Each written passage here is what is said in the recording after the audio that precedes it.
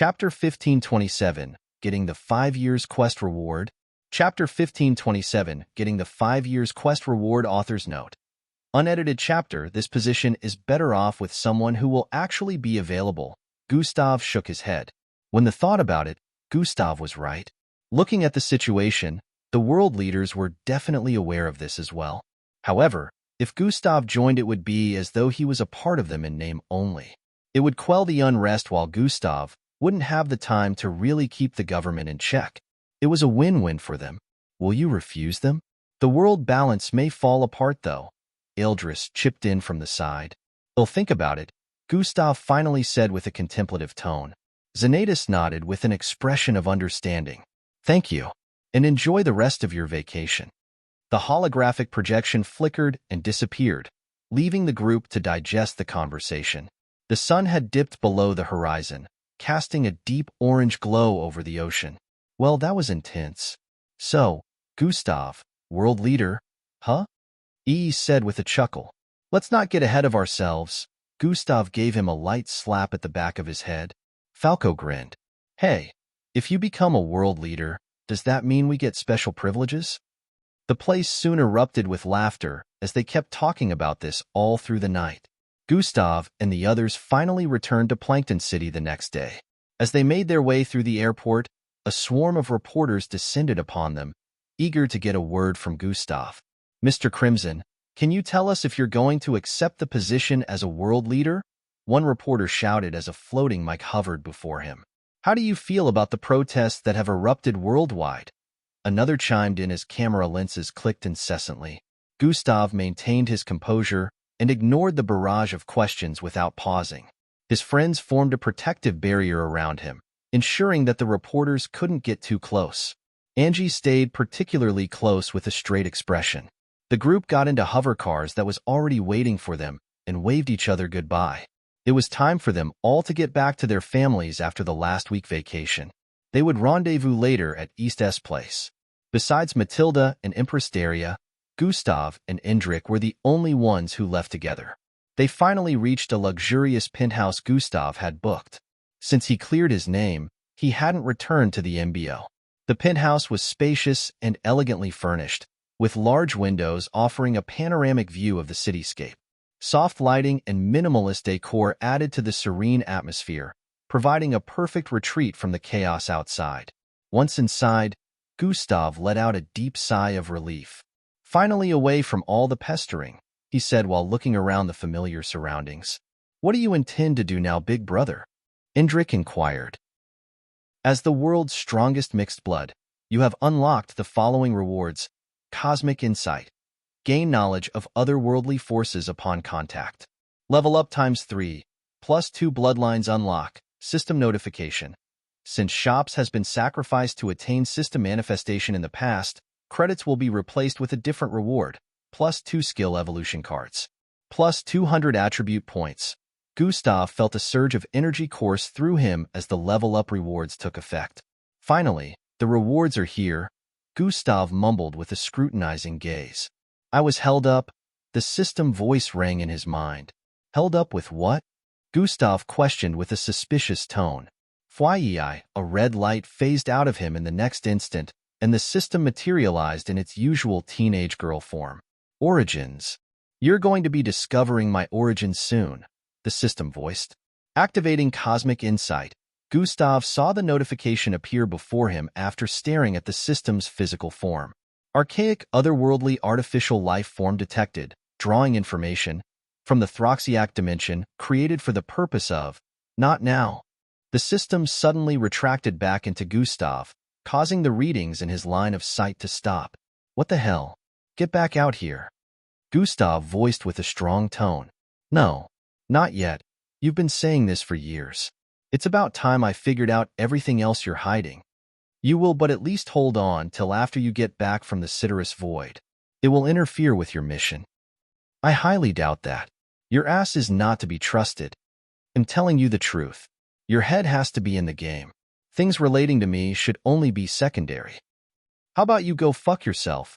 Gustav stated with a tone of annoyance. At that moment, Angie walked into the room. Are you okay? Yeah, I'm fine, Gustav answered with a nod. He still hadn't let Angie know that there was something living inside of him. The boys were already aware, but he didn't know how Angie would react if she found out that the something could become a girl. Who knew how she would take it? I heard you earlier. You sounded agitated. Angie sat beside him with a slightly worried look. No, I'm fine. Just preparing for the Agon trip, Gustav said to her. Oh, all right. Mum said to ask if you were joining us for dinner, Angie inquired.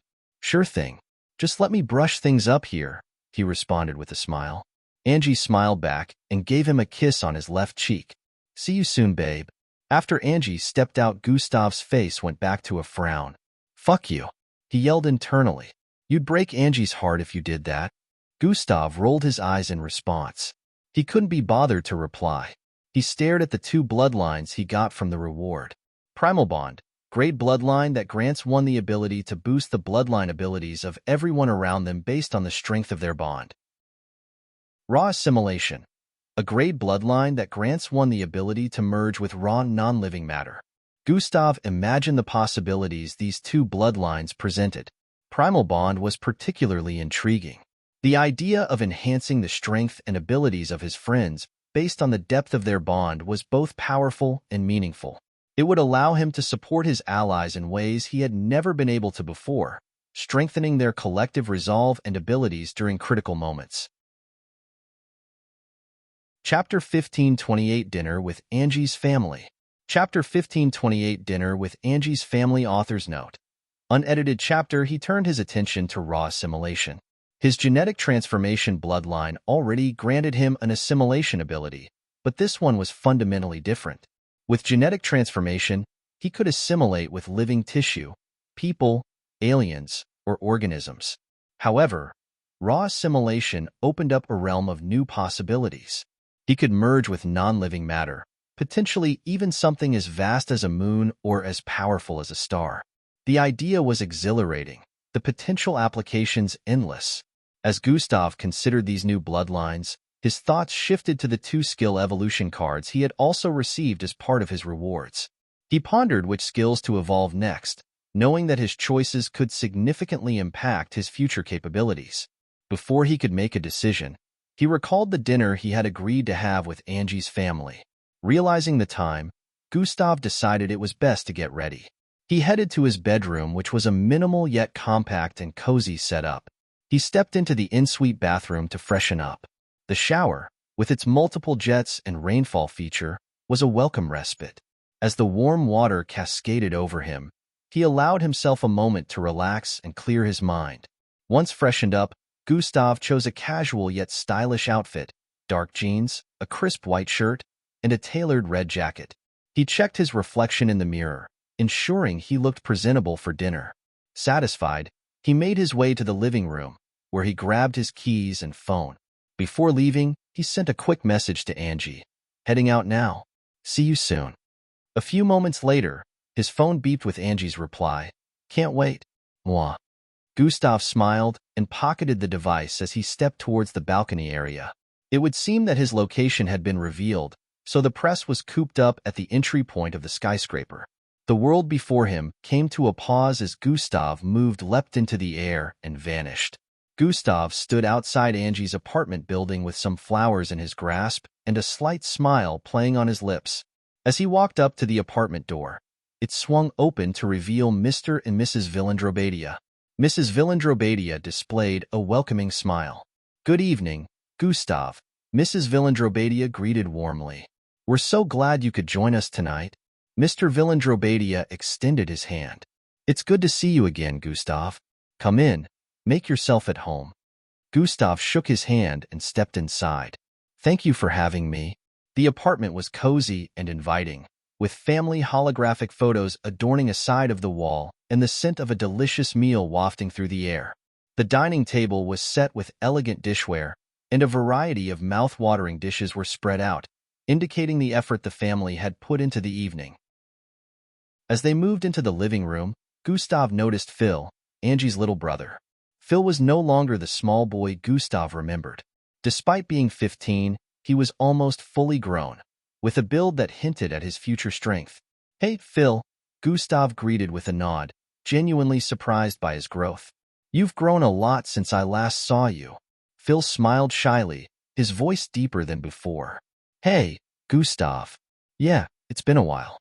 Angie appeared, a radiant smile on her face as she walked over to Gustav and linked her arm through his.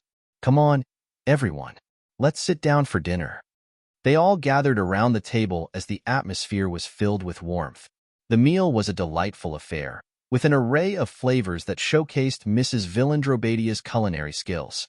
Gustav tried not to compare her cooking to that of Boss Danzos, since he made a habit of doing that for every meal he had. As they ate, they chatted and reminisced about the past, sharing stories and laughter that bridged the time and experiences they had missed. They remembered how things used to be much simpler back in their previous neighborhood before Gustav and Angie joined the MBO. Mr. Villandrobadia recounted an amusing tale from Angie's childhood, causing everyone to laugh. Remember the time Angie tried to build a rocket in the backyard? She was so determined to reach the stars. Angie groaned, her cheeks flushing with embarrassment. Dad, not that story again. Gustav chuckled, his heart warming at the familial banter. I'd love to hear more about Angie's childhood adventures. Mrs. Villandrobadia smiled. She was always so fearless, much like she is now. After the meal, as they moved to the living room for dessert, Mr. and Mrs. Villandrobadia grew more serious. Mr. Villandrobadia cleared his throat and looked at Gustav with sincerity. Gustav, there's something we need to say, he began. When Angie disappeared, we were devastated. We were angry and scared, and we took a lot of that out on you. We were wrong. Mrs. Villandrobadia nodded with a remorseful look. We're so sorry for how we treated you, Gustav. Thank you for saving our daughter. You don't need to apologize. I made a promise to protect Angie, and I failed. I can't blame any of you, but I'll make sure to keep that promise in the future. Mr. Villandrobadia's voice was filled with emotions. Thank you, Gustav. You've done more for our family than we can ever repay. Phil, who had been silent, spoke up. Gustav, can I talk to you outside for a moment? Gustav nodded, standing up. Of course. They stepped out into the cool evening air, the city lights twinkling in the distance. Phil looked at Gustav with a serious look. I need to apologize too, Phil began, his voice trembling slightly. For the longest time, I hated you. When Angie was missing, I hated myself for looking up to you. I blamed you for everything. Gustav remained silent, giving Phil the space to express his feelings. Phil continued, his eyes filled with regret. When Angie returned and told us what happened, how you sacrificed yourself to save her, I realized how stupid I'd been. You must love her just like we do, maybe even more. When she was lost, you must have been hurt too, right? Gustav placed a reassuring hand on Phil's shoulder. I was, Phil. But what matters is that Angie is safe now. And that's all I care about. Tears welled up in Phil's eyes as he looked at Gustav. I'm so sorry for how I treated you. Thank you for saving my sister. Gustav smiled gently, patting Phil's back. Don't worry about it. We all went through a lot. What's important is how it turned out. Phil wiped his eyes, his voice breaking. Thank you, Big Brother Gustav. Really? They stood there for a moment in silence, staring into the distance with smiles on their faces. After a while, Angie appeared at the door, a soft smile on her face. Everything okay out here? She asked. Phil nodded with red eyes, but a lighter expression. Yeah. Thanks, Big Brother Gustav. It was obvious that he'd been carrying a weight of guilt all this time, and now that he had gotten it off his chest, he felt better. He headed back inside, leaving Gustav and Angie alone. She walked up to him, her eyes filled with love and gratitude. Thank you for talking to him, she said softly.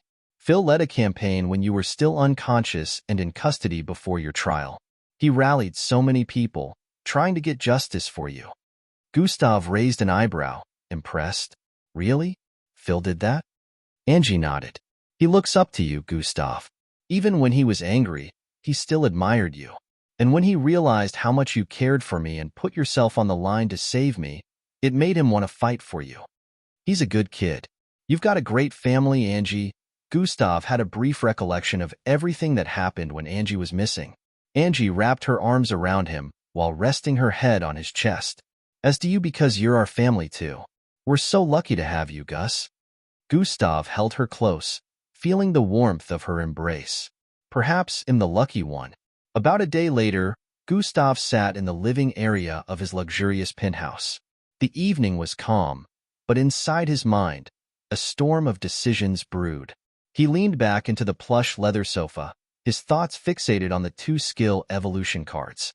These cards were potent, capable of transforming his abilities into something far more powerful and versatile. He brought up his system skills and abilities collection, causing a holographic panel to materialize before him. The list was long, over 200 skills and abilities which he had acquired over the years. However, only the skills that were maxed out could be evolved, and that narrowed his choices down to a handful of his most critical abilities. Skills and abilities: Lightning Blitz, level 7, Sprint, level max, Chop, level max, Slash, level max, God Eyes, level max, Flight, level 8, Combination, level max, Super Jump, level max, Strength Boost, level 9, Bloodline Acquisition, level max, Bloodline Hold, level 8, Bloodline Transfer, level max, Palm Strike, level max, Silent Advancement, level max, Energy Discharge, level max, Miniature, Black Hole, level 5, Recreation, level max, Toxin Immunity, level max. Chapter 1529, Testing Out the Evolved Acquisition. Chapter 1529, Testing Out the Evolved Acquisition. Author's Note. Unedited chapter. Gustav stared at the list, and after many seconds, his eyes lingered on Bloodline Acquisition. He had used this ability countless times to gain new bloodlines, but he hadn't used it quite some time. It had been instrumental in his growth, allowing him to steal the abilities of others. But the idea of evolving it intrigued him. What could it become? How much more powerful could it make him? Bloodline Acquisition, Gustav muttered to himself, rubbing his chin thoughtfully. It's been one of my cornerstone abilities. If I evolve it, what new possibilities will it unlock? After a few more moments of contemplation, he made up his mind. Host has decided to use Skill Evolution card. Evolving Bloodline Acquisition. 1/100%. The panel began to glow brightly as the evolution process started. Gustav watched, his anticipation growing with each passing second. The percentage climbed steadily, and he could feel the air around him thrumming with energy. As the evolution reached completion, the panel flashed a final message. Evolution complete. Bloodline Acquisition skill has been evolved into Acquisition. Gustav quickly checked the details of his newly evolved skill. Acquisition, level 1. The ability to extract the bloodlines and core supernatural strength of mixed bloods and aliens. Ability to isolate specific abilities and extract them. Ability to steal the supernatural abilities of everyone and anyone within a range of 2,000 feet and use it as your own for a specific amount of time. Gustav's eyes widened as he read the information. The new skill was far beyond what he had imagined. The ability to extract abilities of everyone around him and use them within such a vast range was a game-changer. He could effectively neutralize any threat within a 2,000-foot radius and turn their strengths against them. If it was this mouth gaping at level 1, how powerful would it be when it increased in levels? This is incredible, Gustav muttered, leaning back against the sofa, trying to absorb the implications. I can not only extract bloodlines, but also isolate specific abilities to extract instead of taking the whole bloodline. I can also steal everyone's abilities around me and use them temporarily. This gives me an edge in almost any situation. He stood up, pacing the room as he thought it through. In a battle, I can disable my opponent's powers and use them myself. This can turn the tide of any fight, especially if I'm outnumbered or facing particularly powerful foes. Gustav looked out the window with a thoughtful gaze. The evolution of this skill was not just an enhancement of his abilities. It was a leap into a new realm of potential. I need to test this, he thought out loud. The possibilities were endless, but he knew he had to approach this with caution. The ability to steal abilities of everyone within a 2,000 feet radius was potent, but it also came with risks. What if he absorbed multiple abilities that were related to transformation? Could he transform into multiple forms at a time? Or would the power just be stored in him in the meantime until he decided on whether or not to activate it? He leaned towards the later, but even with he was still curious. Taking the abilities of everyone in the surroundings was only temporary and would be returned back to them after a specific amount of time. He needed to know how much time he would have after doing that. As the sun dipped below the horizon, casting a golden hue across the cityscape, Gustav transformed into a darker version of himself while changing a few facial features. He didn't want to draw unnecessary attention to himself. After that, he leaped off the balcony, descending swiftly towards a lower, less populated part of the city. He landed softly in a deserted field with a still and quiet air. The field was surrounded by a mix of residential and commercial buildings, a perfect location for his test. Acquisition has been activated. The notification appeared in his line of sight, and Gustav immediately focused his will, commanding the bloodline abilities of everyone within a 2,000-foot radius to be drawn to him. Almost instantly, he felt a surge of energy as a glowing aura enveloping his being. At the same moment, a chorus of gasps and murmurs of disbelief echoed from the surrounding buildings and streets. What's happening? My bloodline. I can't sense it. I feel so weak. Gustav could hear the panic in their voices, but he remained focused, absorbing the newfound abilities. He could feel the strength of dozens of mixed bloods coursing through him, each power adding to his own. They were not in any way tampered with, remaining at the same level the original mixed blood had developed it to. This is incredible, Gustav muttered. He looked around the empty field, contemplating how to test these abilities. Let's start simple. He raised his hand, summoning a bolt of lightning from the sky, a bloodline he had just acquired. The lightning struck the ground with a deafening crack, leaving a smoldering crater. Next, he focused on another ability, feeling the ground beneath him shift. With a mere thought, he lifted a large chunk of earth, shaping it into a protective barrier. Earth manipulation, he mused, examining the solid wall he had created. 1:30. He took note of the countdown in his line of sight, reminding him of the limited time he had with these abilities. Gustav decided to push further, testing as many skills as he could. He closed his eyes and focused on the next ability. His body shimmered and disappeared, reappearing a moment later several feet away. Spatial movement. He turned into a beast covered in flames and even created a vortex of wind and fire. He manipulated glass in the surroundings, turning them to different intricate shapes. He even tested out a blood-related ability. As the timer reached its final seconds, Gustav gently lowered himself back to the ground, feeling a sense of satisfaction. He had tested a wide range of abilities and understood the immense power of acquisition. Midnight, in an instant, the aura around him faded, and he felt the abilities leaving his body, returning to their rightful owners. The field around him was suddenly filled with cries of relief and confusion as mixed bloods regained their powers. What was that? I've got my powers back. Did anyone else feel that? Gustav had a thoughtful expression on his face. He had witnessed the potential chaos that acquisition could cause, but he also recognized the immense tactical advantage it provided. He started walking back towards his penthouse as his mind got filled millions of strategic ways he could make use of it. As he moved through the now bustling streets, he overheard snippets of conversations, people still reeling from the temporary loss of their abilities. I swear, my powers were just gone. It felt like something was pulling them out of me. Do you think it's a new enemy? Gustav smiled to himself, knowing that he had caused quite a stir. As he approached his penthouse, he couldn't help but reflect on the test. I need to keep it hidden. It could really come in handy so long as enemies are taken unaware by it. Gustav sat in his penthouse, contemplating which ability to enhance next. His skill collection was vast, each with its own unique advantages, making the decision even more challenging. Maybe he'll decide later, he muttered to himself. The holographic TV flickered on, casting a soft blue glow across the room. The news channel was reporting on the latest global events, from political upheavals to technological advancements. Indrik glanced over. Still thinking about your decision? Not really. I don't think I'll be doing it. Gustav shook his head.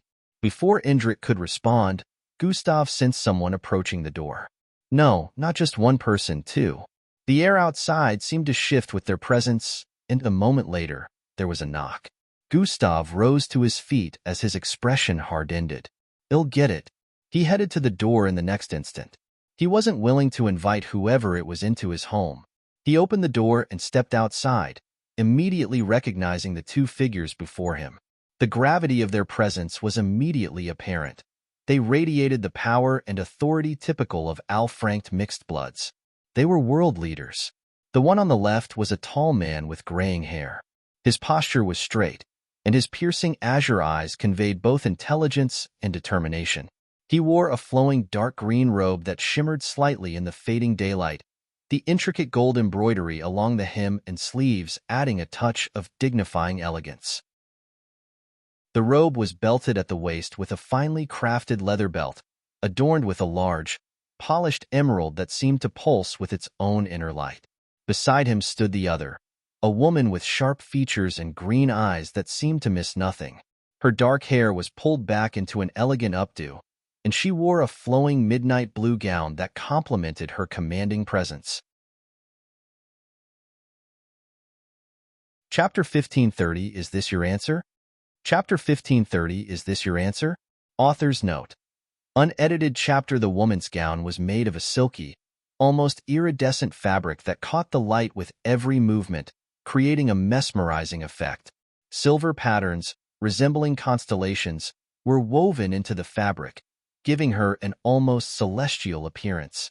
Around her neck hung a pendant with a deep blue sapphire, its depth matching the intensity of her gaze. Gustav's eyes narrowed as he regarded them coldly. "What do you want?" he asked with an icy tone. The man spoke first. "Gustav, we've come to discuss the offer to join us as a world leader. Your influence and power could help stabilize the current unrest." Gustav crossed his arms, his gaze unwavering. "I've already made it clear that I'm not interested in a position I can't commit to. I won't be around to serve properly." The female world leader stepped forward. "The world is on the brink of chaos, Gustav. Your presence could bring the order we desperately need." Gustav's patience was wearing thin. "I don't care about your politics or your power struggles. If that's all you came to say, you can leave the way you came." The leaders exchanged glances, clearly not willing to give up so easily. "Please, Gustav," the woman pleaded. "Consider the impact you could have. A lot of people now look up to you. They trust you." Gustav smirked as a dangerous glint appeared in his eye. "I have a proposition for you. It's the only one you'll be getting from me. If you don't agree to it, we have nothing more to talk about." The leaders looked intrigued, though wary. "What is this proposition?" the man asked.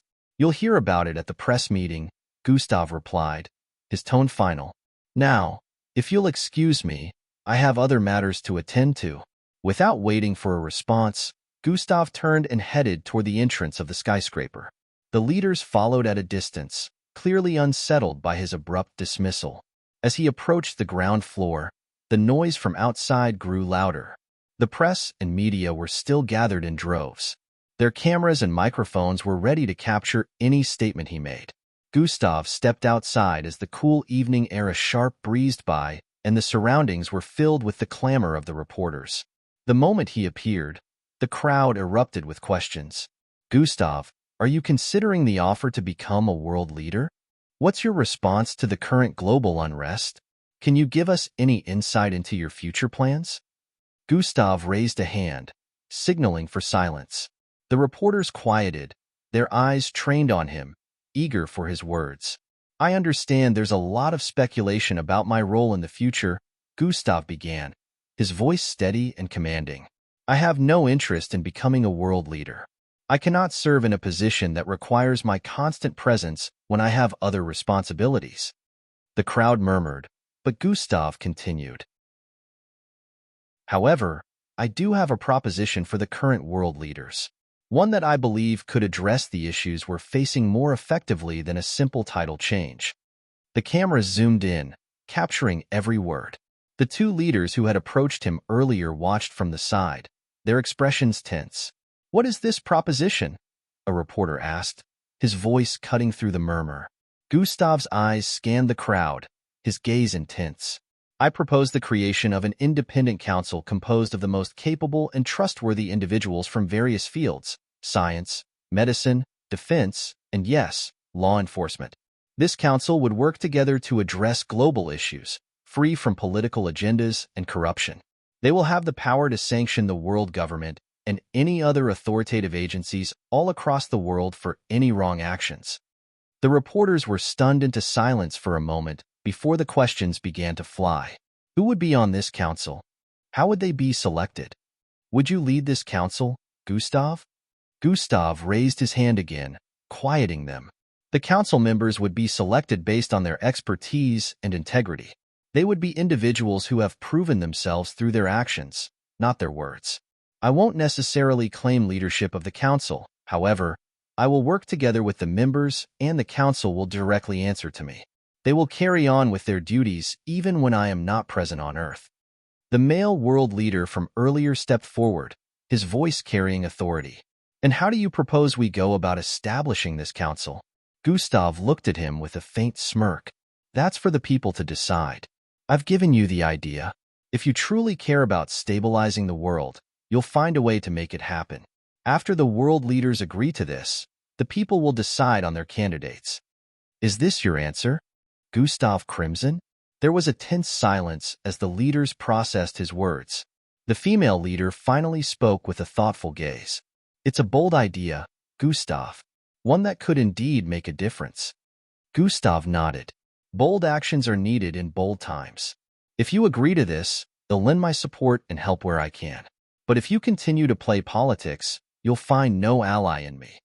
The crowd buzzed with renewed energy as the implications of Gustav's proposition sunk in. The two leaders present conferred quietly for a moment before nodding in agreement. Well, consider it, Gustav, the man said finally. Thank you for your time. Gustav nodded, turning back to the press. That's all for now. I have preparations to make. With that, he stepped back into the skyscraper as the doors slid shut behind him. Hendrik was waiting for him in the living room, a curious look on his face. What happened out there? Gustav shrugged, sitting down beside him. I propose the creation of an independent council to address global issues.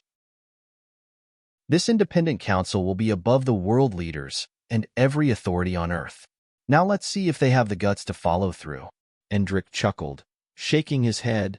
You really gave them a lot to think about. Gustav smirked. I had to do it in front of the press to give them little chances of refusal. The morning after Gustav's public proposal, the world was abuzz with conversation and speculation. News outlets and social media platforms were flooded with discussions about his proposition. Headlines screamed the news from every corner of the globe.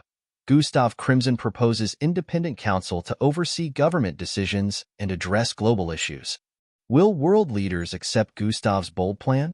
Public support surges for independent council. In every city, people gathered to talk about Gustav's idea.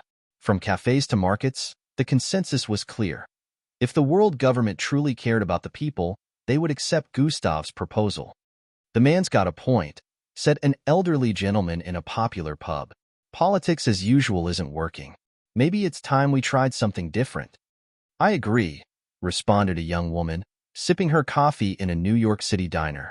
Gustav's idea of an independent council makes sense. We need leaders who care more about people than power. The protests, which had already been simmering, gained new momentum. Crowds of demonstrators carried signs that read, "Support the council," and "Listen to Gustav." The pressure on world leaders was mounting, and they knew they had to respond. In government buildings across the globe, high-ranking officials held frantic meetings. The tension was high as they debated the merits and risks of Gustav's proposal. This is unprecedented, said one leader, pounding his fist on the table. We can't just hand over power to a 21-year-old. But look at the state of the world, countered another. If we don't act, we risk losing everything. The people are with him. They trust him. Voices rose and fell in heated arguments. Some leaders were adamantly against the idea, unwilling to relinquish their control. Others, seeing the writing on the wall, argued for change. Think about it, urged a young diplomat. If we show that we're willing to listen to the people and take bold steps, we could regain their trust. This could be the fresh start we need. After 3 days of intense deliberation, the world government made a historic decision. They would accept Gustav's proposal and establish the Independent Council.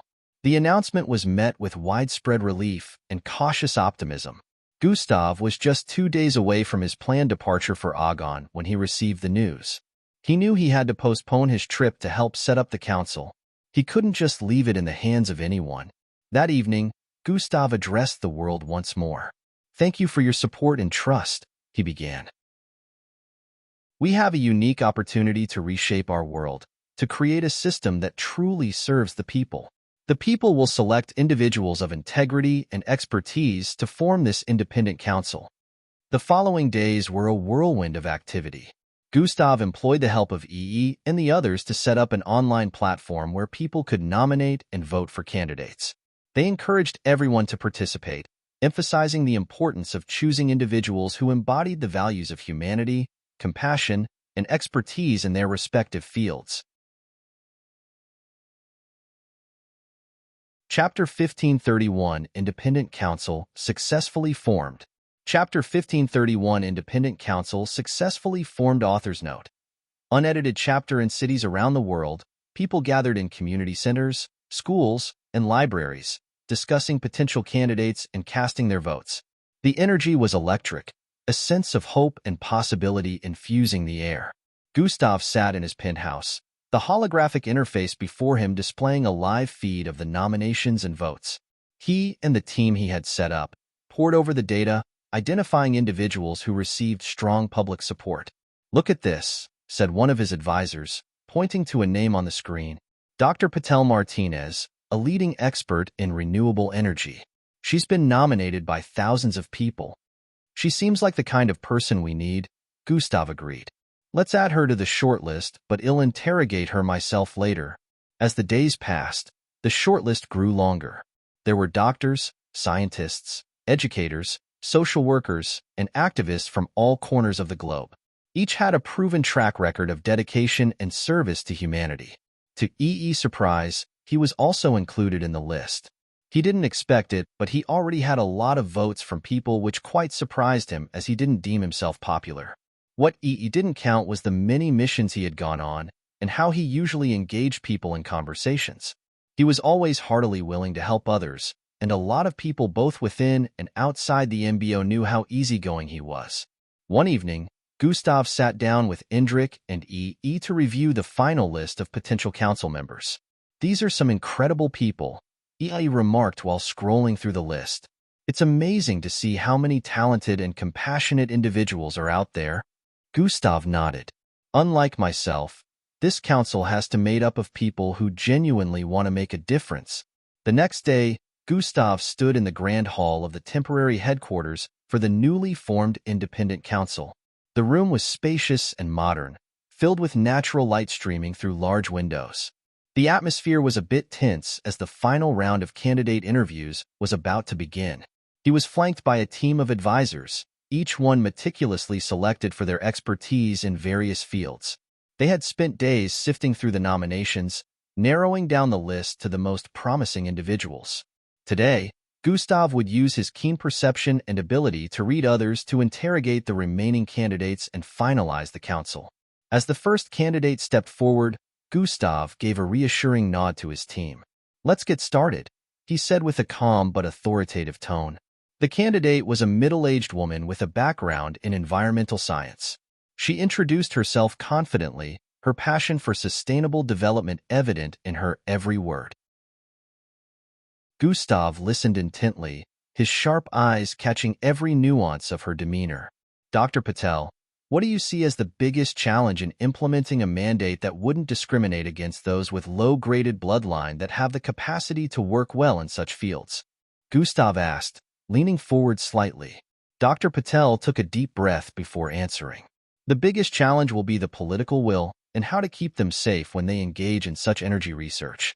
The government might still be against it, so it will definitely require a lot of convincing to pass the bill.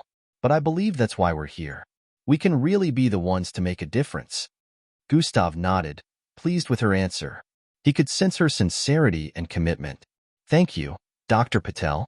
We'll be in touch." The next candidate was a young social worker named Aisha Kamara, who had been instrumental in several grassroots movements for education reform. Her eyes sparkled with determination as she spoke. Gustav, I believe education is a major key to implementing and breaking a long cycle of unwarranted biases, Aisha said passionately. If we can ensure that the children mentality is correct before they grow, we can avoid a lot of situations currently at play now. We can transform communities from the ground up since the society plays a huge part in grooming the personality of a child. Gustav smiled. I agree, Aisha. What specific policies would you propose to make this a reality? Aisha outlined a detailed plan, focusing on careful implemented teacher training and community involvement. One by one, the candidates came forward, each bringing their unique perspectives and expertise. Gustav's high perception allowed him to discern their true intentions, picking up on subtle cues that revealed their character. He weeded out those who seemed more interested in power than in serving the people, focusing instead on those whose hearts were truly in the right place. Among the candidates was E, of course. He didn't need to interrogate E. He knew exactly where his friend stood. E's sense of justice and unwavering loyalty made him an obvious choice for the council. No matter how biased it may seem, Gustav wanted someone from his friend group to be amongst the candidates. If E hadn't made the cut originally, he would have put Eldris in. After hours of rigorous interviews, Gustav and his team had their final list. 30 council members, each one vetted and chosen for their dedication, integrity, and expertise. Gustav stood before the gathered candidates. Congratulations to each of you. You have been chosen not just for your skills, but for your commitment to changing the world. Together, we will usher in a new era. The news of the council members' selection spread like wildfire. Media outlets around the globe reported on the historic event, highlighting the diverse backgrounds and expertise of the chosen individuals. The public response was overwhelmingly positive, with people expressing renewed hope for the future. The Grand Hall was soon packed with journalists and cameras, ready to broadcast the council members' first public appearance. Gustav stood at the podium, looking out over the sea of eager faces. Ladies and gentlemen, it is my honor to introduce the members of the Independent Council, he began. Each of these individuals has been chosen for their dedication to justice, equality, and progress. They will be the voice of the voiceless, working tirelessly to address the challenges we face. One by one, the council members stepped forward to give their speeches. Dr. Patel was the first. We stand at a critical juncture in history. We are committed to pushing for the political will necessary to make changes where anyone can pursue research related to scientific and energy experimentations. Aisha Kamara followed, her eyes shining with determination. Education is the foundation of a prosperous society. We will work to ensure that every child, regardless of their background, has access to everything they should. We will break the cycle of discrimination and unwarranted treatments and empower communities to thrive together. E took the podium next, his presence commanding and resolute. Corruption and inequality have plagued our world for far too long. We will clamp down on the societal differences between low and high-graded mixed bloods. We will eradicate corruption in government and ensure that no one is silenced or unjustly persecuted. The speeches continued, each council member articulating their vision and commitment. As the last speech concluded, Gustav returned to the podium. This council represents a new beginning. We will work together to address the pressing issues of our time and build a future where justice, equality, and progress are the norm. Thank you for your support. The applause was thunderous, echoing through the Grand Hall. The world was watching, and the message was clear. Change was coming. Over the next few days, the council members began their work in earnest. Meetings were held to outline their initial priorities, and subcommittees were formed to tackle specific issues. Gustav juggled his responsibilities with preparing for his postponed trip to Agon. Once he had finished putting a couple of things in place, he would leave everything to the others and finally head for Agon. Can you believe how far we've come?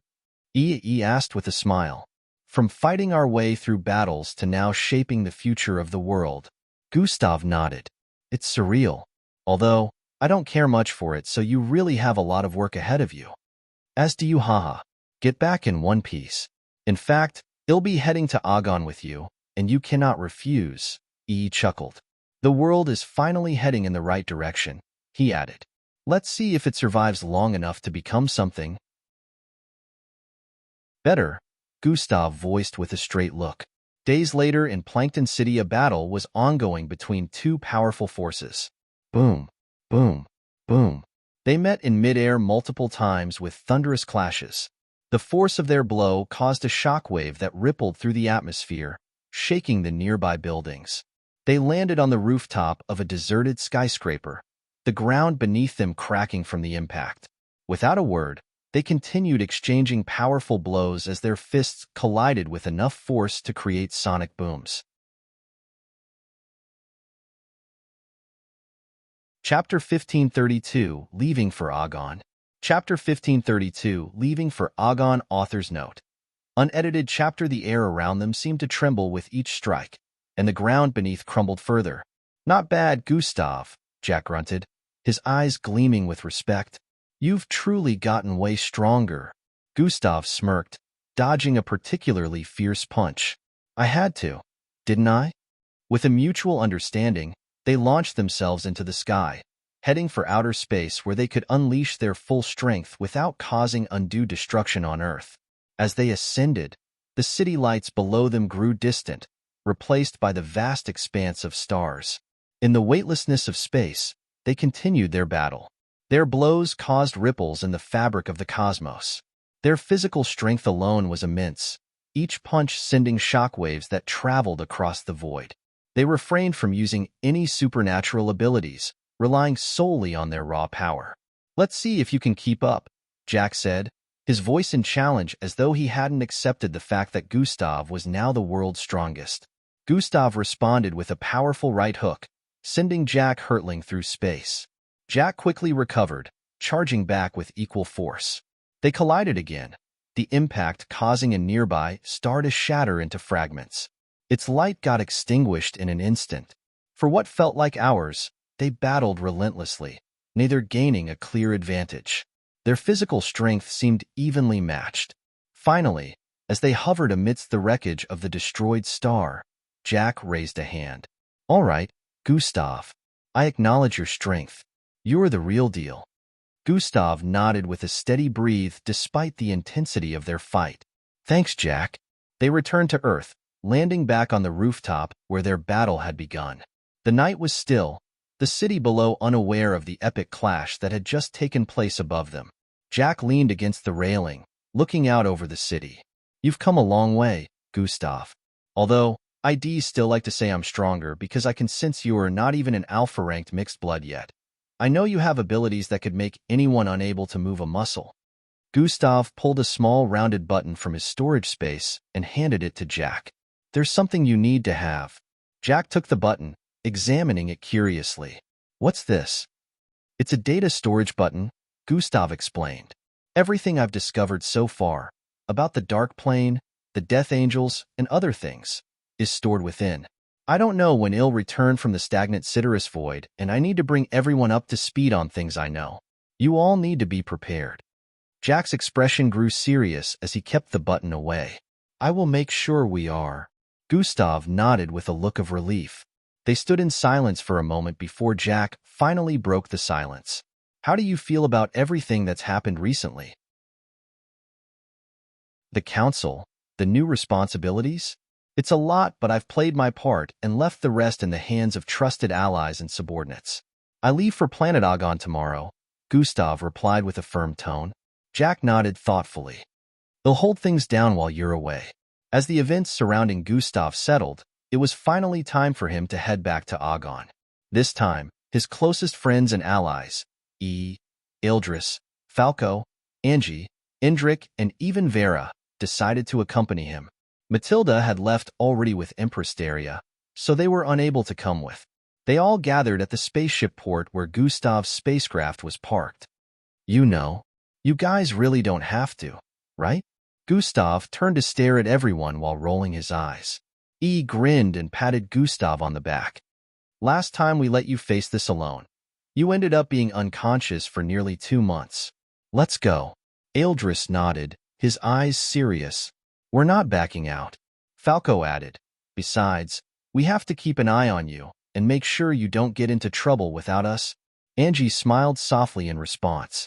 Her horns had regrown to their full length at this point. She was back to full power, so she was ready for anything. Indrik, standing off to the side, gave a brief nod. Let's get this over with. With everyone aboard, the spaceship powered up and they left Earth, heading towards Agon. Upon arrival at Agon, they were greeted by Ethereal, the ethereal guardian who had guided Gustav before. Welcome back, Gustav, Ethereal said, her voice like a gentle breeze. And welcome to your companions. Please, follow me. They were led through the intricate and beautiful pathways of Agon, causing surprised gasps to escape the lips of the others hadn't been here before. The skies were a stunning teal, with clouds that looked like they were made of pure light. The landscape was dotted with crystalline structures and lush greenery that twinkled purely. Finally, they arrived at the grand chamber where Gustav had trained his 3-in-1 golden body. Miss Amy's projection awaited. In the center stood the holographic figure of Miss Amy, her presence as serene and commanding as ever. Welcome back, kiddo, Miss Amy's projection said. Are you prepared? Gustav stepped forward with a resolute expression. Miss Amy, I am prepared. Miss Amy's projection smiled, a hint of pride in her eyes. You have grown so much, kid. Very well. Get ready to use the warp demolator. Gustav nodded while cladding himself with his sacred armor. The intricate, shimmering plates formed around his body, providing both protection and enhancing his abilities. He gave off a thrumming force that caused waves of disturbance across space. The void stepping boots materialized in his grasp, and he proceeded to wear them as well. Ethereal led Gustav to a containment area that was heavily fortified and surrounded by intricate sigils and runes. In the center of this area was a pedestal, and on it rested the fragment of the warp demolator. The fragment was contained within a glowing, translucent field that seemed to buzz with immense power. Miss Amy's projection appeared beside Gustav. It is time. Gustav stepped forward and grabbed the containment before lifting it and heading out. He soon stood before everyone as the containment field of the warp demolator pulsated with an intense energy. They had all gathered on a plateau overlooking the vast, crystalline landscape of Agon. Their faces were filled with mixed expressions because they knew this moment marked the beginning of a perilous journey for Gustav. Gustav turned to his friends, his eyes reflecting both determination and gratitude. Thank you all for being here. I don't know when he'll be back, but I promise to return. Take care of each other. E stepped forward as his usual grin was replaced with a serious expression. You'd better come back, Gus. We're counting on you. Eldris placed a hand on Gustav's shoulder. Stay strong and remember, we're always with you. Falco nodded solemnly. You just do your thing. We'll keep the others safe. Angie's eyes were filled with sadness. Be safe. She proceeded to hug him. Big brother, I've put an extra layer of protection around you. I can't try to see into the fates in order not to risk anything bad happening, so you have to be careful, Enrique cautioned with a look of concern. We'll try. No need to worry about me. Gustav ruffled his hair with a smile. Gustav proceeded to give them all one last look. Goodbye, everyone. With that, Gustav lifted the containment field higher as the immense power made the air around him vibrate. He ascended into the sky, causing the containment to glow brighter as he rose higher, leaving the planet's surface behind. His friends watched in silence, their hearts heavy but hopeful. As he reached the edge of Agon's atmosphere, Gustav channeled his energy into the containment field. The field began to crack and splinter, beams of light shooting out in every direction. As he sped further and further, the containment cracked more. With a final surge of speed, the containment shattered and the warp demolator was freed. The warp demolator fragment thrashed around wildly, its form shifting and expanding uncontrollably. Gustav activated his 3-in-1 golden body form at this moment, causing his entire being to glow with a divine radiance. The golden energy enveloped him, amplifying his strength and abilities to their peak. The warp demolator continued to grow. Its mass became humongous as it rushed into the depths of space. Gustav didn't hesitate. He blazed forward, causing his golden form leaving a trail of light in the dark void. "Here goes nothing," Gustav muttered to himself as he pushed his speed to the limit, closing the distance between him and the warp demolator. The fragment was now an enormous entity, its energy pulsating with an almost sentient fury. Gustav maneuvered through the chaotic energy fields it emitted. As he drew closer, the warp demolator seemed to grow more haywire. Gustav gritted his teeth and pushed forward, the golden energy around him flaring brightly. Tuhush, with a burst of speed, Gustav flew directly into the heart of the warp demolator. Chapter 1533, Traveling Through the Warp Demolator. Chapter 1533, Traveling Through the Warp Demolator. Author's note. Unedited chapter. The energy around him immediately intensified, threatening to tear him apart despite the activation of his golden body underneath the sacred armor. He was engulfed in a maelstrom of chaotic energy. The rendering and contraction of the space-time continuum around him were almost overwhelming. He felt as if he were being pulled apart and compressed simultaneously, his very essence stretched across dimensions. One could imagine just how much crazier it would be if he didn't have the golden body and sacred armor. "Stay focused," he muttered to himself, gritting his teeth against the intense forces. His golden body glowed fiercely, acting as a shield against the tumultuous energy. The warp demolator surged forward with incredible speed, swallowing up all the orbital bodies in its path. Asteroids, debris, and even smaller celestial bodies were consumed.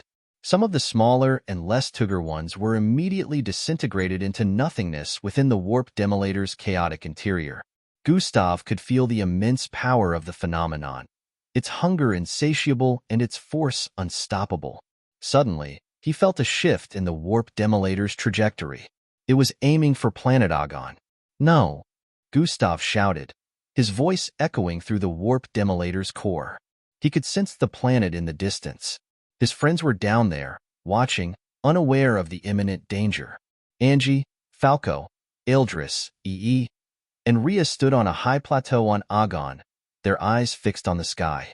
They saw the warp demolator approaching. Its massive, ashy sand-like form was no doubt an overwhelming view. Their expressions immediately turned wary. "What's happening?" Angie asked, her voice filled with worry.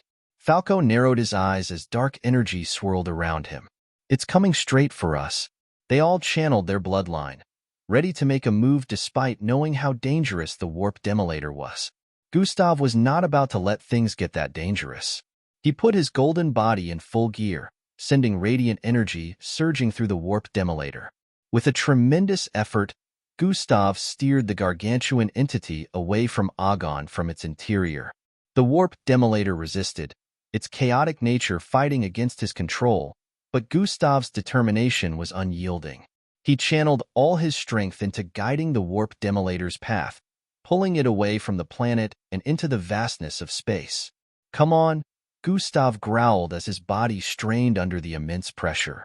The warp demolator veered off course, and its trajectory shifted away from Agon before Gustav lost control of it. The planet was spared, the danger averted, but the effort left had taken quite the energy from Gustav's golden body. He floated within the warp demolator, and his golden body flickered QS. He struggled to maintain its activation. On the surface of Agon, his friends watched in awe as the warp demolator changed direction. "He did it," Angie whispered in relief. Falco nodded as a rare smile crossed his face. "I knew he would." He let out a breath he hadn't realized he was holding. "We were almost toast." Eldris' eyes never left the sky. "Stay safe, Gustav." Within the warp demolator, Gustav did his best to stabilize his golden body form and finally managed to. "Okay," Gustav said to himself with a steady tone. "Let's see where this takes us." The warp demolator continued to move forward, its speed unmatched by any known force. Gustav could feel the space-time continuum bending and shifting, the boundaries between dimensions becoming thin. He floated within the warp demolator, surrounded by an endless expanse of white lines that stretched infinitely in all directions. It was as if he was suspended in a void of pure dim, with no sense of up or down, no sense of time or space. The warp demolator's chaotic energy swirled around him as its destructive force constantly tried to tear him apart. Focus, he muttered to himself, causing his voice to echo in the vast emptiness. His sacred armor glowed with a bluish light as its protective barrier shielded his physical form from the warp demolator's relentless assault. Yet, the pressure was immense, almost unbearable. The warp demolator's energy pressed against him from all sides, a crushing force that would have obliterated any ordinary being. But Gustav was no ordinary being. He could feel the warp demolator attacking his mental state, trying to rip his mind apart. Whispers echoed in the back of his consciousness, dark and malevolent, attempting to break his focus and sanity. He clenched his fists, causing the golden glow of his 3-in-1 golden body to intensify. The golden light emanating from his body pushed back the mental assaults, creating a barrier that shielded his mind. The whispers grew fainter, then disappeared altogether, unable to penetrate his mental defenses. Next, he felt millions of invisible hands reaching for his soul, trying to grasp and tear it from his body. The sensation was chilling, like icy fingers brushing against the core of his being. But the golden light surrounding him flared brighter, repelling the spectral hands. "You're not getting my soul either," Gustav declared. For what felt like an eternity, Gustav drifted through the endless lines of white, the warp demolator's energy constantly testing his limits. The light surrounding him flickered and pulsed in resilience. He knew he had to keep moving forward because he hadn't gotten to where he had to go. Gustav felt as though he was swimming through an ocean of time, with waves crashing against him from every direction. The warp demolator continued its relentless assault on his senses, but his golden body held firm as a beacon of stability in the chaos. The lines of white around him twisted and turned, creating a mesmerizing yet disorienting dance. Miss Amy wasn't kidding, Gustav muttered to himself. Time really has no meaning here. He pushed forward, determined to reach the stagnant Citrus void. His perception of time was becoming distorted, moments stretching into what felt like years, yet his golden body remained intact. He knew that despite the disorienting journey, he hadn't yet reached the 30-minute limit of his golden body form. As he flew, he began to see strange and wondrous sights. Hundreds of versions of himself appeared alongside him, each one moving in perfect synchrony. It was as if he was looking into a mirror that reflected countless possibilities, each one a different path he could have taken. "This is insane," Gustav said in amazement. "Are these alternate versions of me?" The hundreds of Gustavs moved in unison, their golden bodies shimmering with the same radiant light. It was both awe-inspiring and unsettling. As he continued, the scene shifted again. Flickering images of the universe being formed and destroyed played out before him like a cosmic slideshow. He watched as stars were born in brilliant explosions of light, only to collapse into black holes that devoured everything in their path. Galaxies spun and collided, creating breathtaking displays of cosmic power and destruction. "It's like everything is, all happening at once," Gustav whispered. He felt a profound sense of insignificance as he witnessed these grand events. The warp demolator was showing him the very essence of existence, the endless cycle of birth and death that defined the universe. Despite the overwhelming nature of these visions, Gustav remained focused on his goal. "Don't pay any heed to these, you have to reach the void," Gustav said to himself. As he pressed on, the white lines around him began to change. They grew thicker and more vibrant, pulsating with a strange energy that resonated with his golden body. Gustav could feel the pressure increasing. The warp demolator's attempts to break him was growing more intense. Despite the overwhelming experience, he remained calm, his senses sharp and his will unwavering. He had been traveling through the warp demolator for what felt like centuries, yet his golden body had sustained him, keeping him grounded in the present. How did Miss Amy know that this is exactly what I'd experience? Gustav wondered aloud. He recalled how she had detailed a lot of the things he was currently experiencing in here, and found it suspicious. What else does she know that she hasn't told me? The thought lingered in his mind, but he pushed it aside. Now was not the time for this. He had to stay focused on the task at hand. As he ventured deeper into the void, the surroundings began to change. The soft, radiant light gave way to a network of intricate, glowing roots that seemed to stretch infinitely in every direction. Each root pulsated with a vibrant energy, intertwining and branching off into countless paths. "These must be some sort of time roots," Gustav murmured as his eyes traced the complex patterns. The roots pulsed rhythmically as their energy flowed like the lifeblood of the universe. Gustav marveled at the sheer scale of it, the interconnectedness of all things laid bare before him. He reached out, his fingers brushing against one of the roots. Instantly, a flood of images and sensations washed over him. Scenes from distant pasts and possible futures flashed before his eyes. He saw ancient civilizations rising and falling, stars being born and dying, and the endless dance of creation and destruction that defined the cosmos. "Remarkable," he whispered in the heart of this loneliness.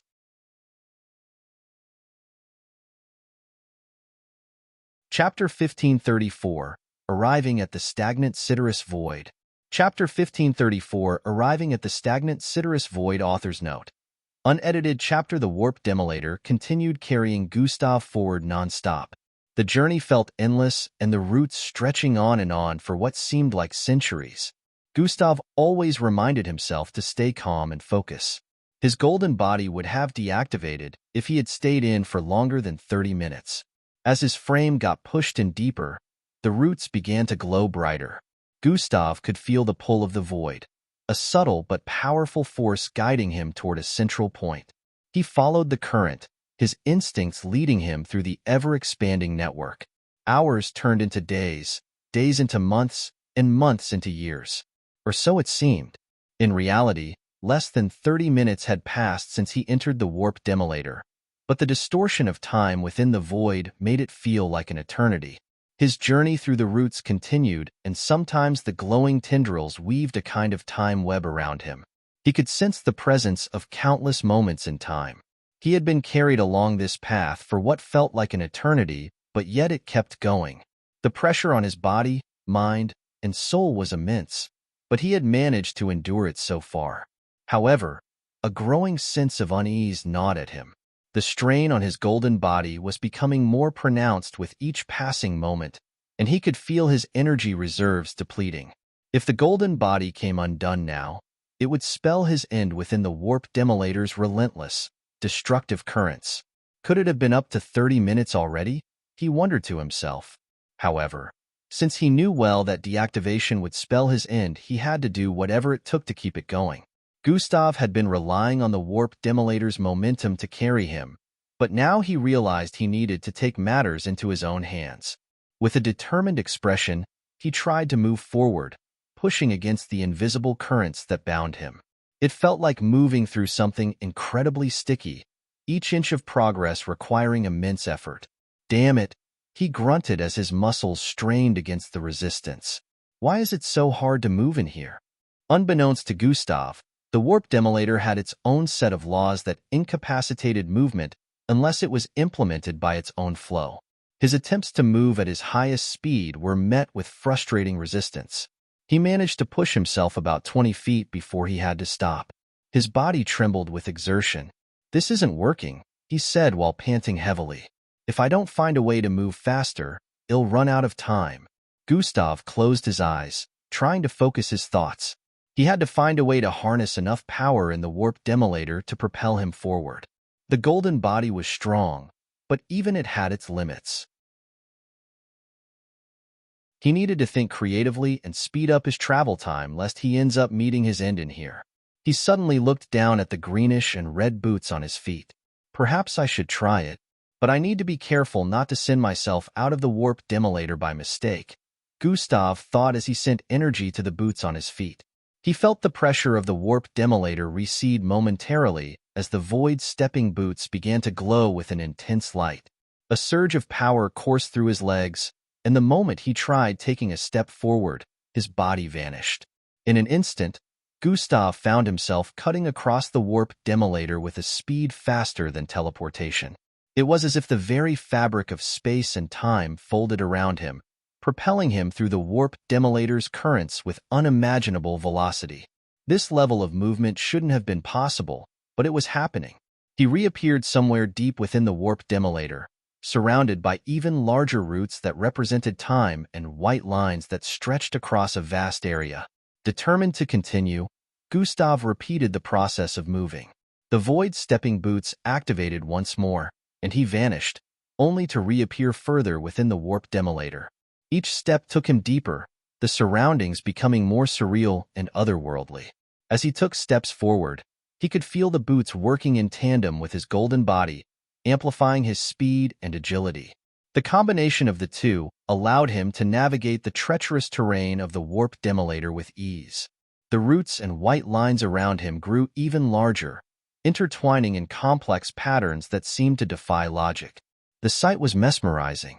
"This place is like a maze," he remarked as his eyes scanned the intricate web of roots and lines. He took another step, and the void stepping boots activated again.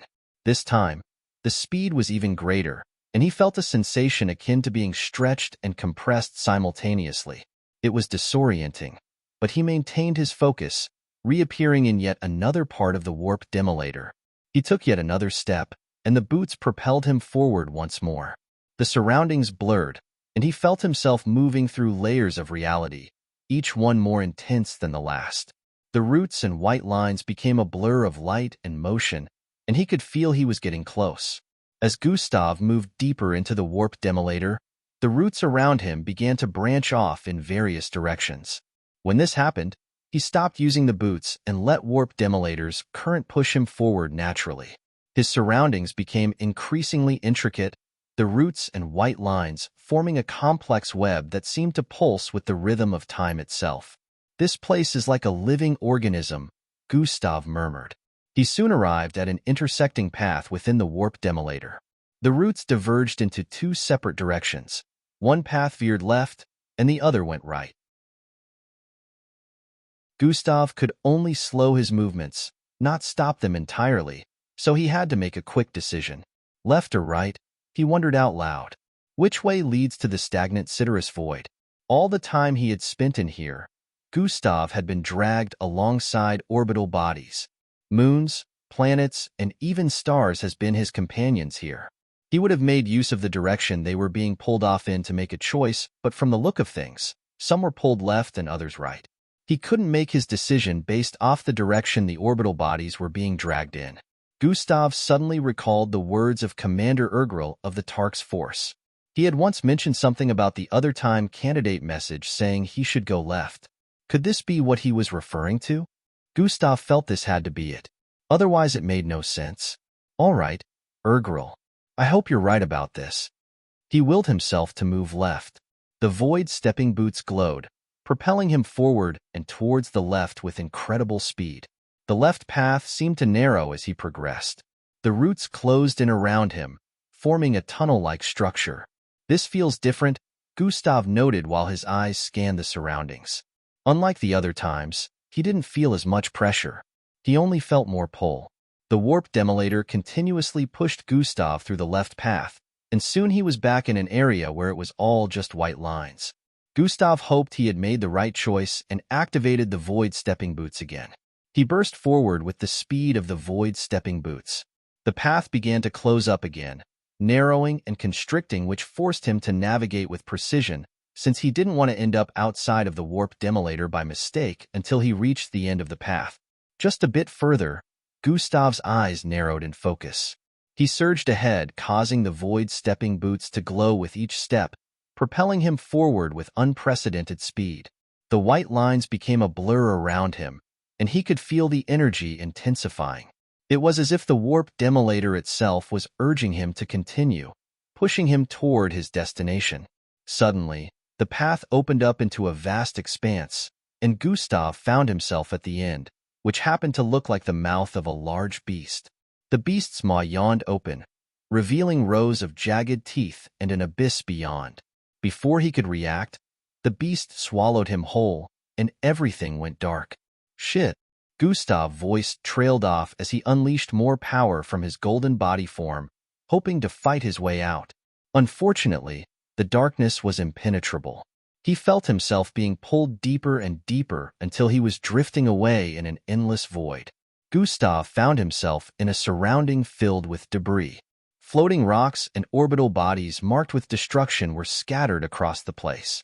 When Gustav looked around properly, he could see an uncountable lineup of planets around him.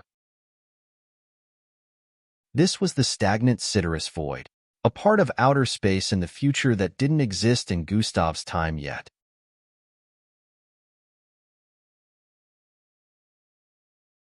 Chapter 1535 Landing on a Familiar Planet.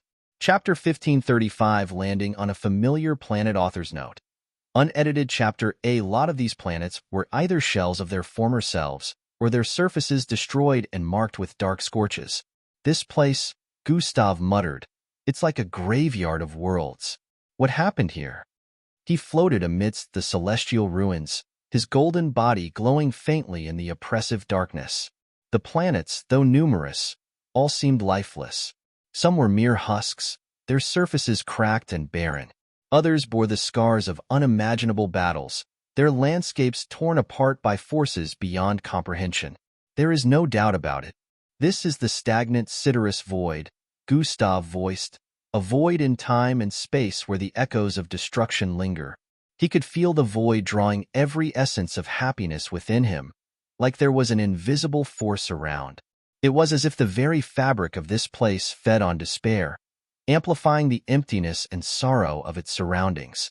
I'll have to be careful even here, Gustav realized. If I lose myself here, I'll never find what I'm looking for.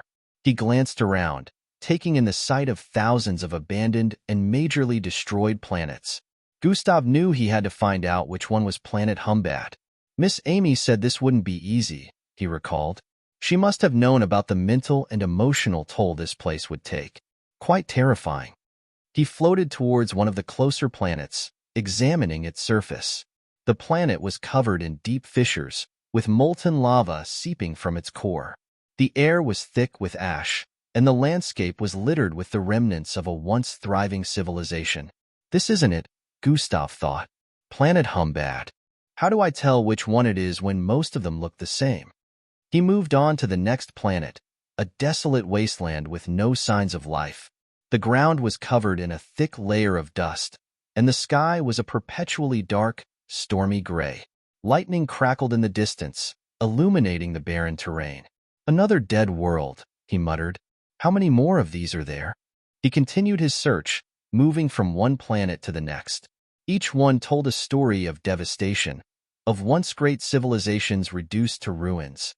The further he went, the heavier the weight of the void pressed upon him. This void, depthsite my powerful mental fortitude. It's starting to make me feel despaired, Gustav realized. This wasn't a new feeling to him, but he hadn't felt such since over 4 years ago before he got the system.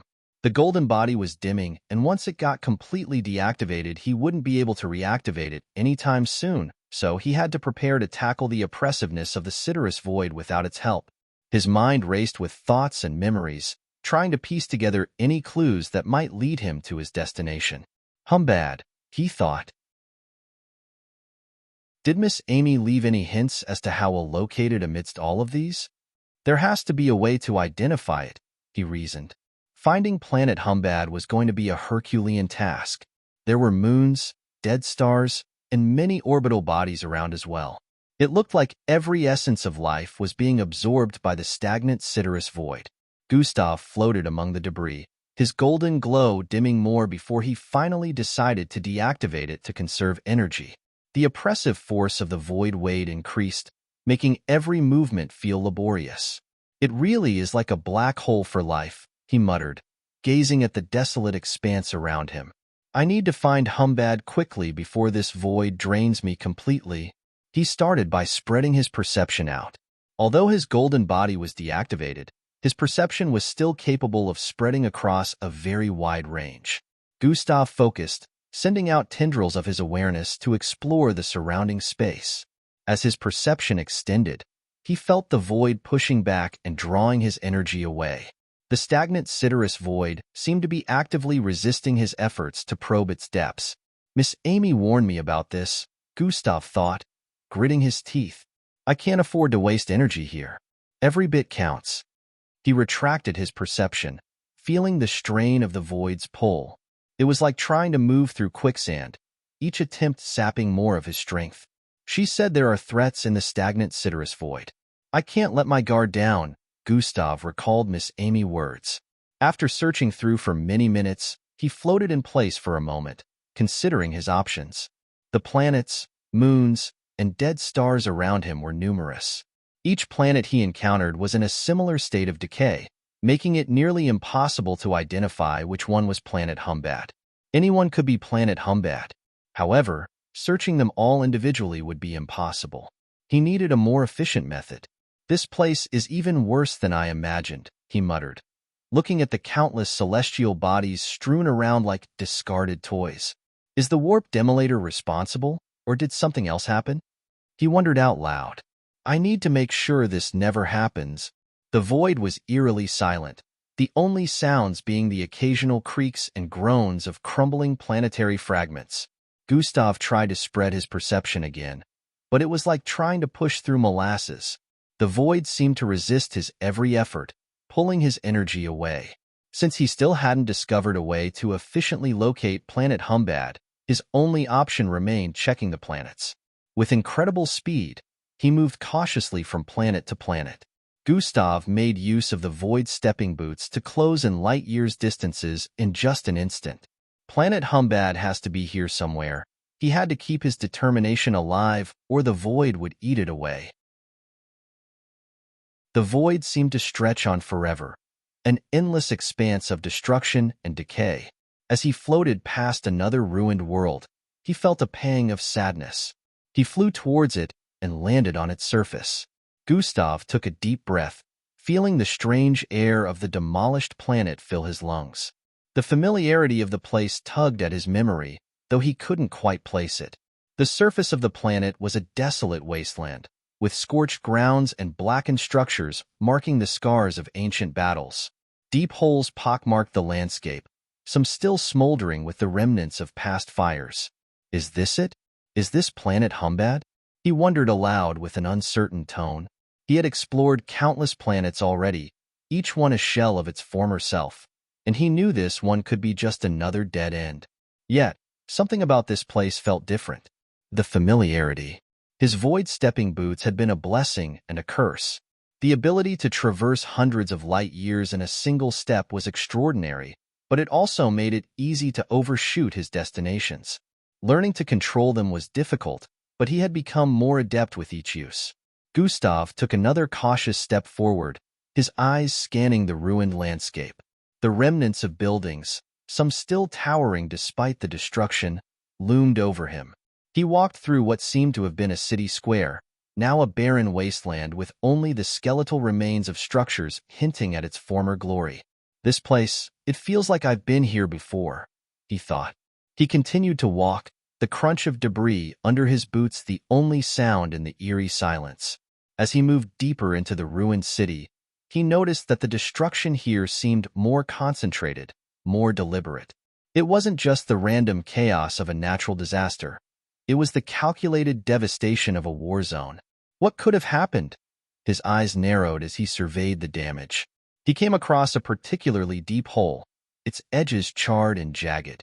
Peering into its depths, he saw a red glow emanating from below. SS Gustav explored the surroundings more and made a few discoveries. He saw a massive circular structure, cracked and nearly completely crumbled at a particular area that looked like it used to be a road. Gustav inspected it, causing his suspicion to grow the more he looked around. Soon, he recognized the planet to be Earth and couldn't hide his shock. He stood on what used to be Plankton City, now buried under ash and darkness. Does this mean? Gustav knew Earth was still okay back where he was coming from. So what exactly did this mean? As he continued exploring, a dark, large shadowy hand phased out of the ground and headed for him. Atomic manipulation has been activated. A burst of milky-colored light surrounded him as Gustav immediately used atomic disintegration to rip through the shadowy hand. What was that? Gustav wondered, but didn't get more time to contemplate as dark mist suddenly phased out of the ground. The hand reformed and went after Gustav again. The moment contact was made, part of Gustav's flesh turned dark. Gustav hadn't seen this coming, and his perception was slower than usual due to the void. He gritted his teeth against the pain while jumping backwards multiple times to leave a wide distance between himself and the arm. However, another shadowy arm suddenly phased out from the ground right behind him.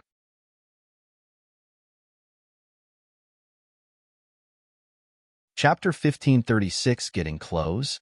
Chapter 1536 Getting Close. Author's note. Unedited chapter. Gustav reactivated his golden body form in time, causing a radiant light to envelop him.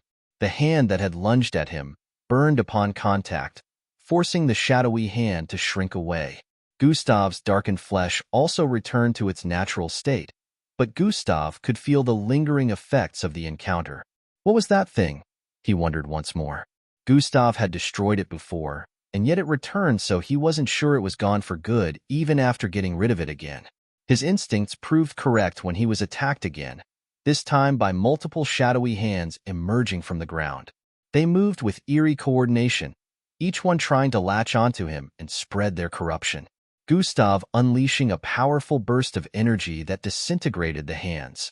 But even as they fell apart, they began to reform, their dark essence refusing to be vanquished.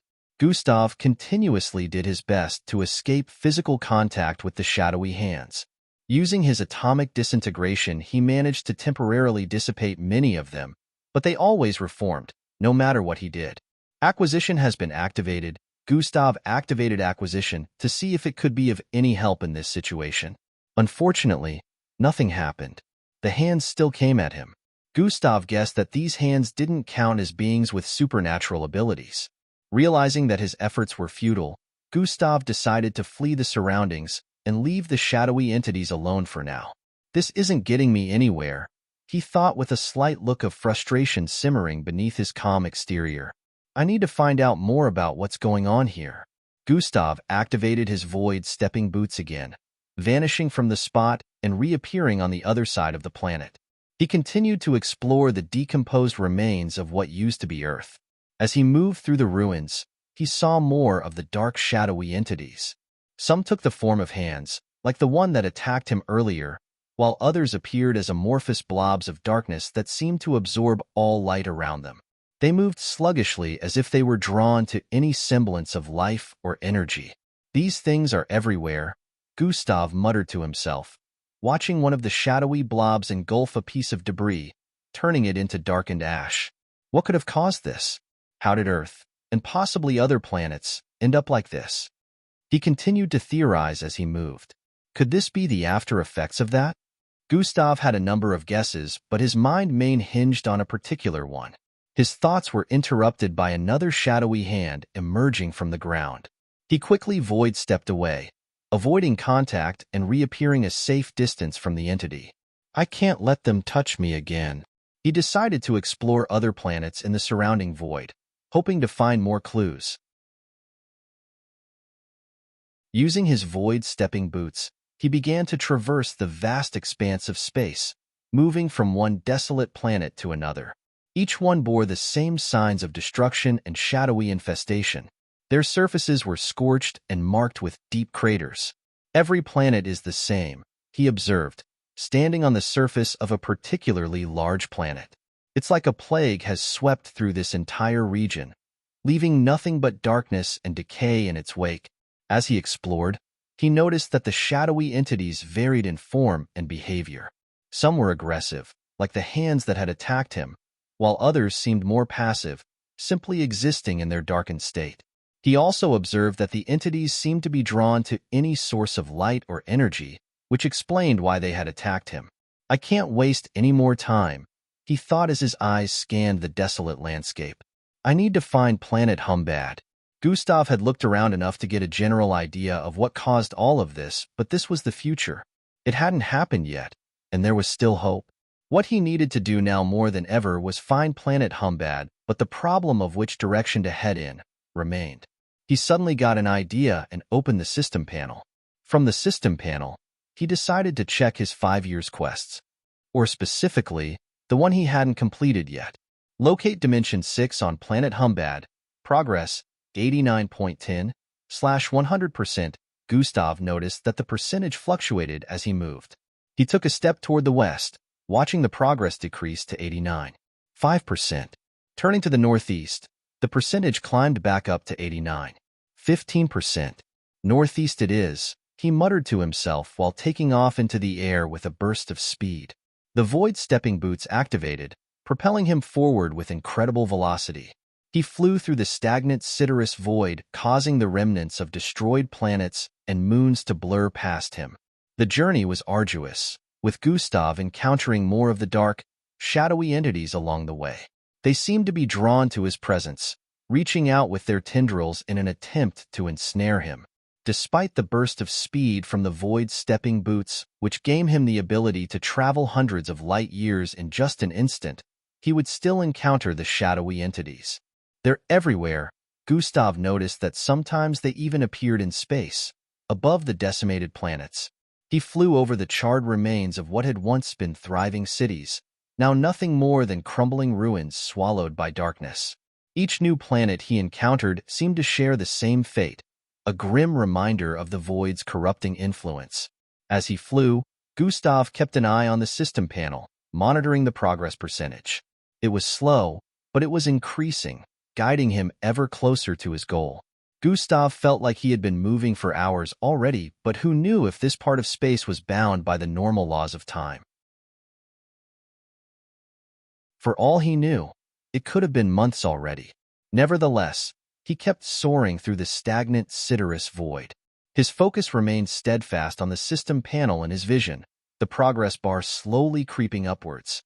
Locate Dimension 6 on planet Humbad. Progress, 98.00/100%. Just a bit more, Gustav muttered to himself, his voice barely audible in the vacuum of space.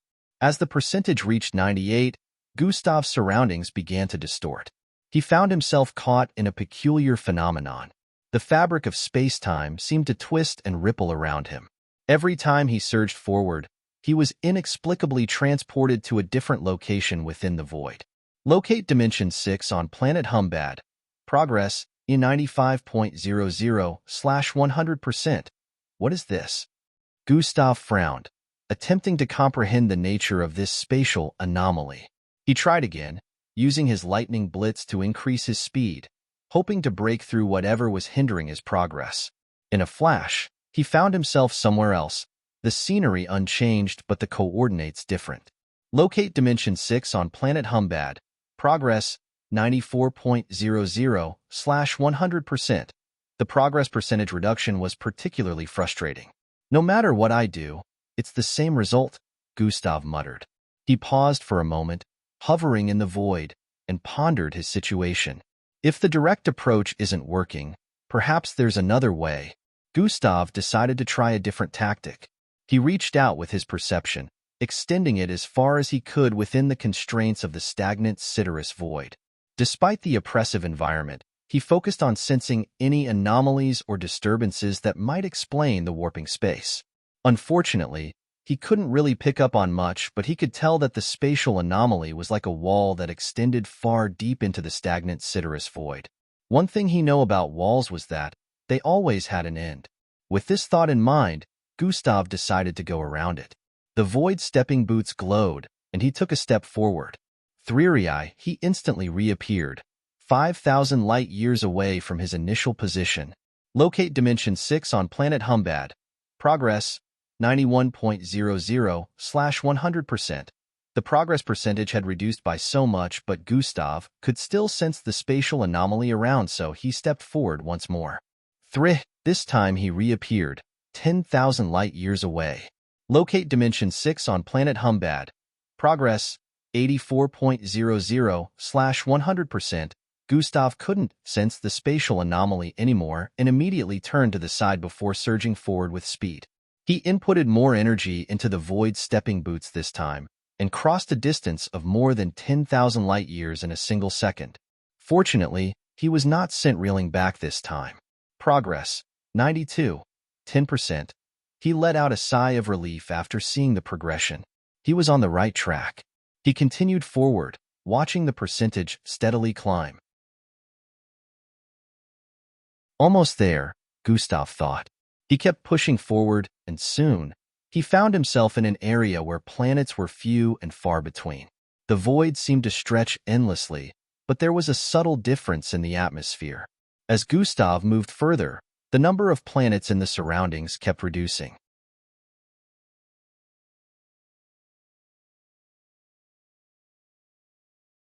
Chapter 1537 Reaching Planet Humbad. Chapter 1537 Reaching Planet Humbad. Author's note. Unedited chapter. As Gustav moved further, the number of planets in the surroundings kept reducing. The percentage on his quest readout steadily increased, reaching 99.5%. In the distance, he saw a planet unlike any other he had encountered in this desolate region. The planet's surface was marked by a massive hole that covered about 35% of its entirety, glowing with the ominous red of bubbling magma. Gustav knew immediately that this had to be Planet Humbad. He surged forward at incredible speed, his focus entirely on his destination. However, his rapid approach was abruptly halted. Two massive dark hands appeared, seemingly materializing out of the planet itself. A colossal being emerged from behind the planet, its size dwarfing even the largest celestial bodies. This creature was at least 6 times the size of Planet Humbad, with its form shrouded in shadow and darkness. Its eyes glowed with a malevolent red light, and its body was covered in scales that seemed to shift and ripple like liquid shadow. Huge, ragged wings extended from its back, adding to its terrifying presence. Gustav barely had time to react before one of the massive shadowy claws swiped at him. Instinctively, he dodged with a burst of speed from his void-stepping boots, narrowly avoiding the destructive swipe.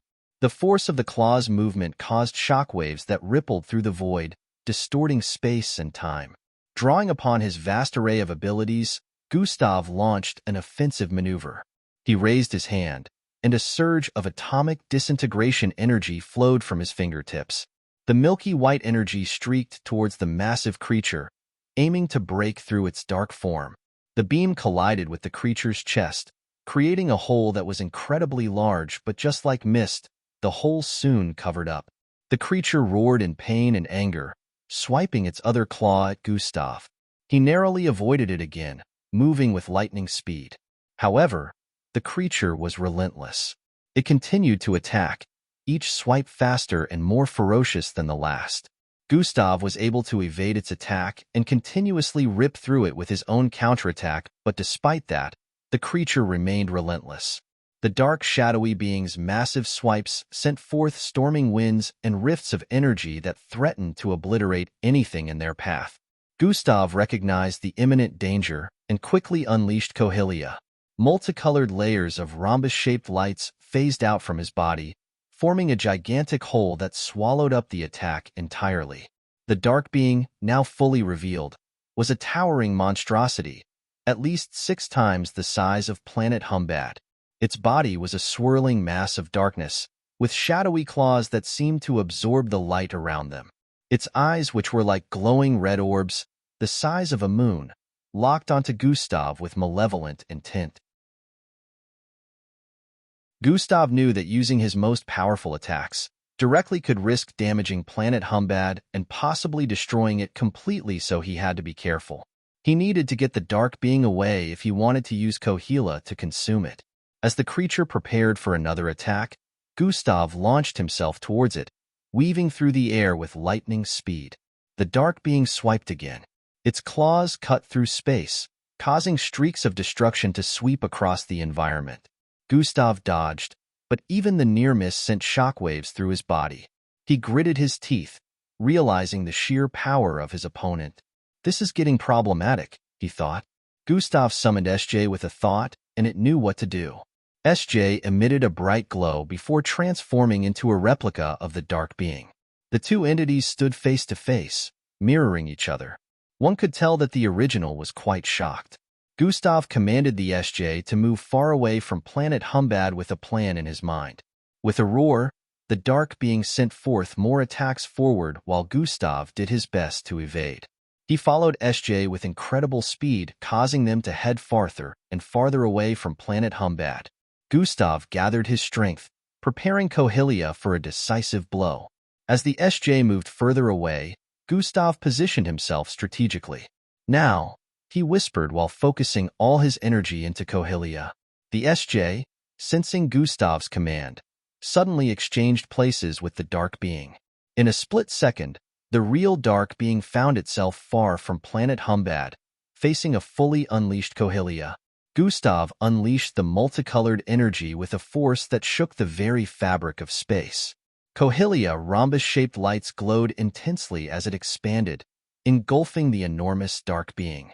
The creature let out a deafening roar, thrashing wildly, but Cohelia continued to swallow it. Gustav watched intently in silent awe. The dark being's resistance was formidable, but Cohelia's consuming power was relentless. The swirling mass of darkness was soon completely swallowed up within the multicolored lights. "You're done," Gustav muttered. The remnants of the shadowy energy dissipated, leaving nothing but the vast emptiness of space. Gustav took a deep breath before turning his attention back to planet Humbad. The massive hole, which was red like live magma, still bubbled ominously on its surface. Gustav knew his mission wasn't over yet. He had to find Dimension 6 and complete his quest. Gustav descended towards the planet with his senses on high alert. He felt a mix of anticipation and wariness as he hovered above the desolate surface of planet Humbad. The sight before him was haunting. Vast stretches of land marred by craters, smoking fissures, and scorched earth. It was clear that this planet had seen immense devastation, with no signs of any remaining structures or signs of civilization. The massive hole covering 35% of the planet's surface was quite visible. Its center casted an eerie light across the surroundings. Gustav landed softly, causing his boots to crunch against the cracked ground. The air was thick with the smell of sulfur and ash. He retrieved SJ, and it floated before him. He rubbed its surface affectionately before it vanished. The percentage on his system display read 99.9%. Almost there. All he needed to do now was find Dimension 6. Gustav activated his perception, spreading it out in all directions, seeking any clues about Dimension 6. Suddenly, he detected a faint but distinct life force nearby. His eyes widened in surprise. "There's someone here," he muttered to himself, astonished. The life force felt powerful and ancient, far from ordinary.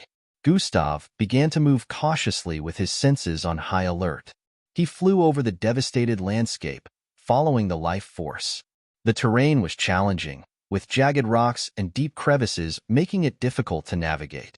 The closer he got, the stronger the life force became. As he approached the source, Gustav descended into a massive crater.